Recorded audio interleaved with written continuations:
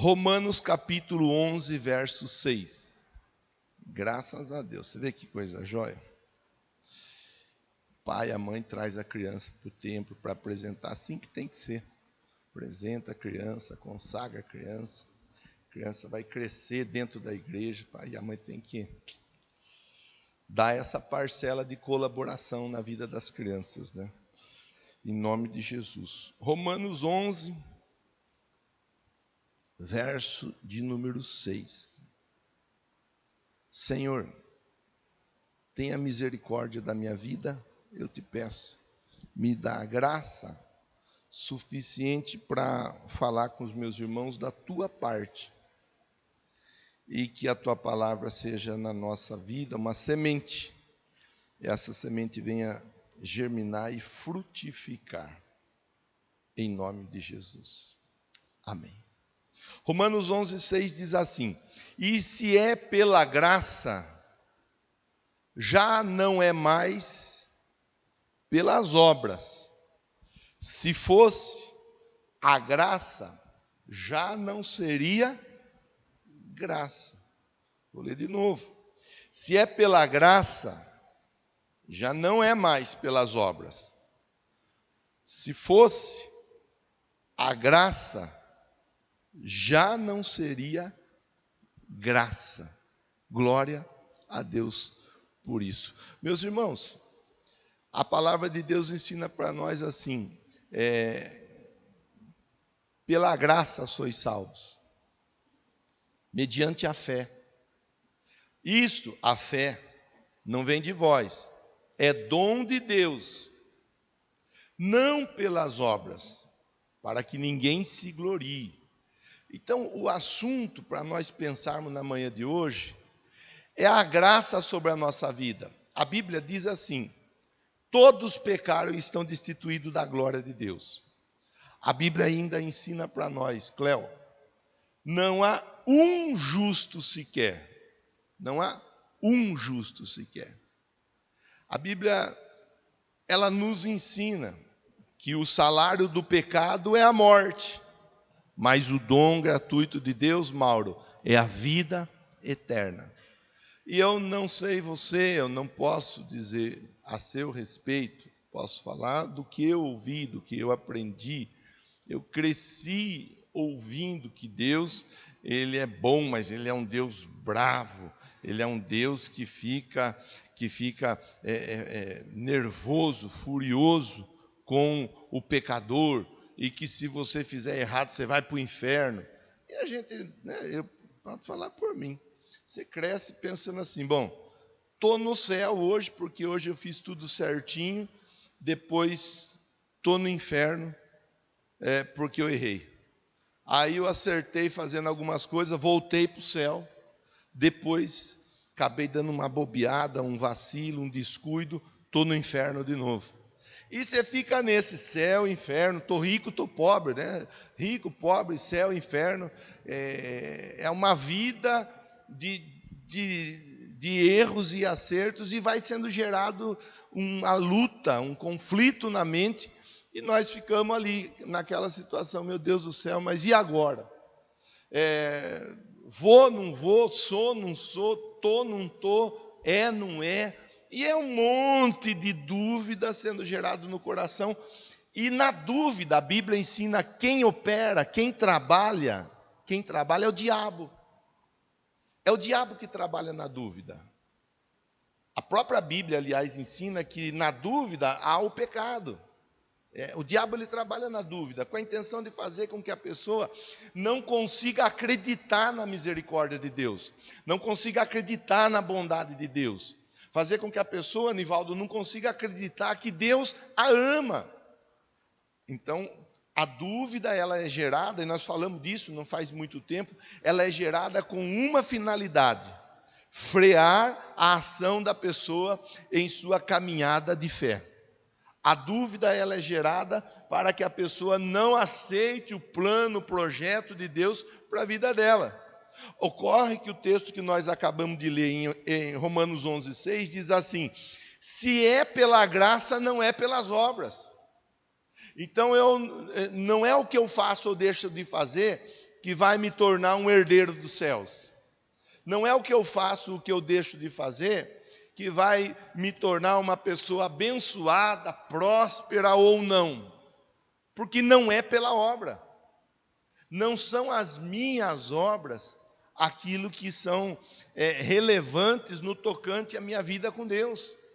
As obras que eu faço, as obras que eu desempenho, que eu desenvolvo, que também nós podemos colocar lá na caixa lá dos frutos, não fosse vós que me chamaste, antes eu vos escolhi, a vós outros, vos nomeei para que vades e deis bons frutos, e deis frutos, o vosso fruto permaneça, e tudo o que você pedir, seja concedido. Quer dizer, quando nós falamos dos frutos, estamos falando de mudança de comportamento, porque a palavra de Deus, a presença de Deus, naturalmente ou de forma sobrenatural, ela vai produzir mudança na pessoa. A presença de Deus, porque a Bíblia ensina, onde a luz está, as trevas são o quê?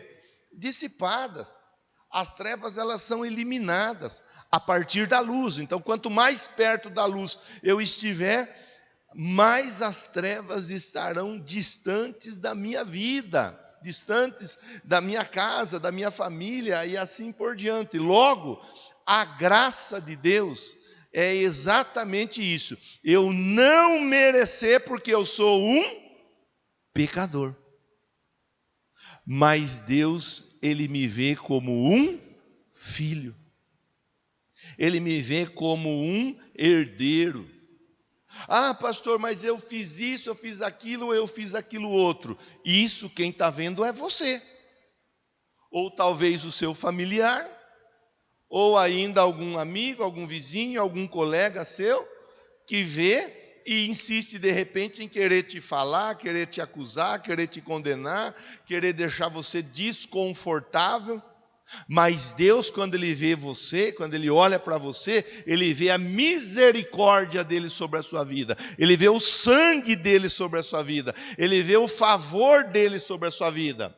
E o texto nos convida a refletir sobre isso.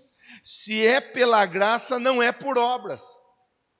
Eu posso fazer muita coisa que aos meus olhos sejam boas, sejam legais, e às vezes isso acontece. Nós fazemos algo que aos nossos olhos é legal, mas a pessoa que está recebendo aquilo que nós fazemos, ela acaba interpretando como que o que nós fizemos não foi bom, o que nós fizemos não foi legal. Ainda ontem, na roda de conversa, nós falávamos disso. Às vezes você fala uma coisa, Rose, a pessoa que ouviu você falar aquilo, ela ouve de um jeito. Então você fala, a pessoa ouviu e entendeu de um jeito diferente do que você falou. Na sua intenção você está querendo falar o bem, fazer o bem, mas a pessoa, ela está o quê? Ela está ouvindo, entendendo e recebendo como mal. Por isso não é por graça, por isso não é por obra, é por graça. Porque às vezes vai acontecer de pensarmos, estarmos fazendo bem, Sérgio, e não estarmos fazendo bem. Ou às vezes acontecerá que estaremos fazendo algo que aos nossos olhos não é legal, mas de repente à nossa volta a pessoa está feliz, está grata e abençoada, e ela tem você em grande estima e consideração, porque ela entende que você está fazendo bem a ela. Estamos falando de obras. Fruto, então transformação de comportamento, de caráter, mudança por causa da presença de Deus. Fruto, boas obras que eu vou fazer, não porque eu quero receber alguma coisa em troca, mas boas obras que eu vou fazer porque eu recebi a melhor de todas as obras, que é a obra da salvação. Então eu não era um salvo, eu era um condenado, porque eu sou um pecador. Mas Deus olhou para a minha vida e disse: eu quero te salvar. Eu tenho um plano de salvação para você. Você aceita esse plano de salvação? Mas Deus, eu sou pecador. Mas Deus, eu sou tão ruim.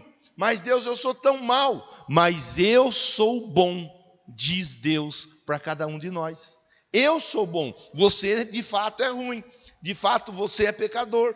De fato você faz o que não é para fazer, fala o que não é para falar, pensa o que não é para pensar. Mas eu bem sei que pensamentos tenho a vosso respeito, para vos dar o fim que desejais. Porque é pela graça. não é por obra. Porque se fosse obra, logo já não seria graça. E graça, irmã Conceição, é eu merecer a condenação, mas não ser condenado. Não merecer o favor, mas receber o favor. Isso é a graça. É a graça de Deus. Vamos ler um outro texto. Romanos 6, verso 14. Então, quer dizer que se é pela graça, não é por obra, não é por aquilo que eu faço, deixo de fazer, Genilson. Então eu vou fazer o que eu quiser fazer, mas vamos ver o que a luz da Bíblia ela traz para nós pensarmos.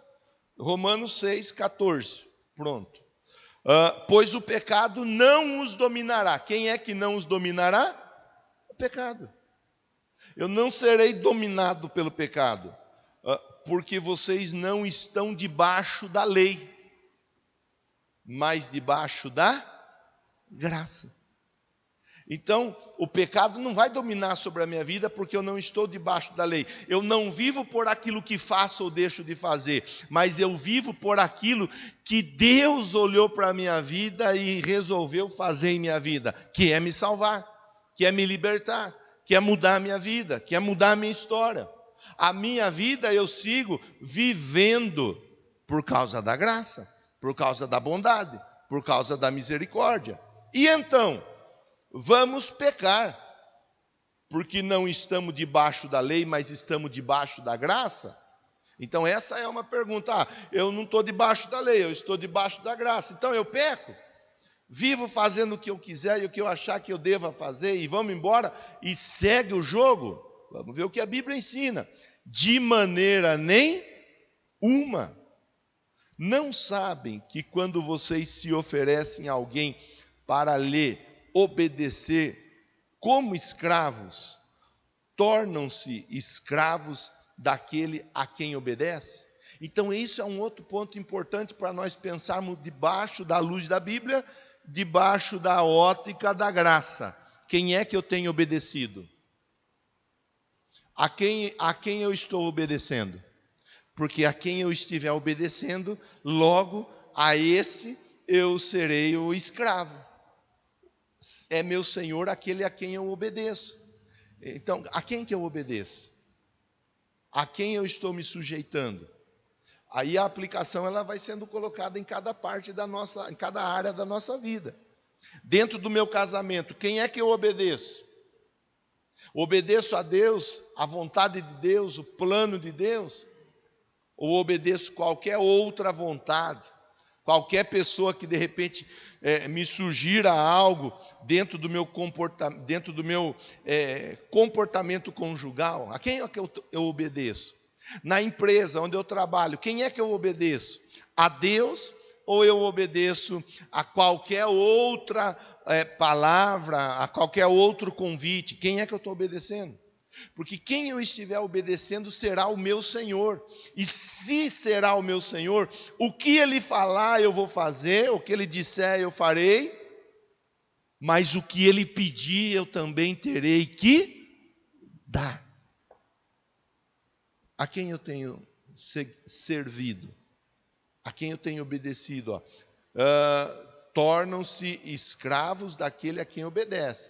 Escravo do pecado que leva à morte. Então eu preciso ler o texto. E o texto diz: escravo do pecado que leva à morte, ou da obediência que leva à justiça. Quem é que eu estou obedecendo? O pecado que vai me levar à morte? Ou a obediência que vai me conduzir à justiça de Deus? E a justiça de Deus ela é pecador, mas o meu sangue purifica essa pessoa de todo pecado. O acusador vai dizer: é pecador, tem que ir para o inferno. Mas Deus vai dizer: eu morri por ele, eu morri por ela, portanto vai para o céu. A quem? Ao pecado ou à obediência que leva à justiça? Mas graças a Deus, porque embora vocês tenham sido escravos do pecado, passaram a obedecer de coração a forma de ensino que lhes foi transmitida. Vocês foram libertados do pecado e se tornaram escravos da justiça. Então, é daqui para o final a nossa conversa. Graças a Deus, foram libertados do pecado. Então, eu e você, nós estamos libertados do pecado. Pastor, mas eu pequei ainda ontem. Mas você está libertado do pecado. A graça de Deus está sobre a sua vida. Pastor, mas eu sou assim, ou eu sou assado, ou eu sou cozido, ou eu sou frito. Mas a graça de Deus está sobre a sua vida. Não é o que você faz ou deixa de fazer, porque não é por obra. É pela graça. E a graça sempre vai nos ver. A graça sempre vai nos alcançar, de maneira a entendermos. Somos filhos de Deus. A Bíblia diz assim: o Senhor firma os passos do homem bom, que em seu caminho lhe comprais. Se cair, não ficará no chão, porque o Senhor o sustém com a sua mão. A graça nos faz andarmos sem o peso. A graça nos faz andarmos sem a acusação. A graça nos faz lembrarmos e sabermos que somos humanos, que somos falhos, Tatiane. A graça nos faz lembrar, Cristiano, que nós estamos sujeitos a algum erro, a algum equívoco. A graça nos faz lembrar que não é por aquilo que nós somos ou fazemos enquanto pessoas. A graça nos faz lembrar que Deus nos ama e Ele tem um lugar especial para cada um de nós no céu. Pastor, mas eu vim para cá, eu quero uma nova vida, eu quero uma nova história. Então mergulha na graça de Deus. Não fica colocando questões na sua vida. Se eu fizer assim, então Deus vai fazer assado. Se eu fizer cozido, então Deus vai fazer frito. Não é do jeito que você fizer. Você vai passar a fazer e passar a viver pelo amor, pela amizade, pelo relacionamento desenvolvido com Deus, porque Ele te amou primeiro, Ele nos amou primeiro, e é isso que a Bíblia ensina, Ele nos amou primeiro. Então, quem somos nós? Merecemos tão grande amor? Não merecemos, mas Ele nos ama. Bom, Ele me ama, não mereço, então o que eu posso fazer em gratidão ou por gratidão a tudo aquilo que Ele tem feito por mim? Salmo 103 fala disso. Bendize a minha alma ao Senhor, tudo que é em mim, bendiga seu santo nome. Bendize a minha alma ao Senhor e não te esqueça de nenhum dos seus benefícios. O que eu faço? O que eu posso fazer? Não para receber algo. Eu vou fazer não sei o quê porque eu quero receber não sei o quê. Não. O que eu posso fazer? Por gratidão a tudo que Deus tem feito na minha vida. Como eu posso ser com a minha esposa? Como eu posso ser com o meu marido? Como eu posso ser com o meu filho?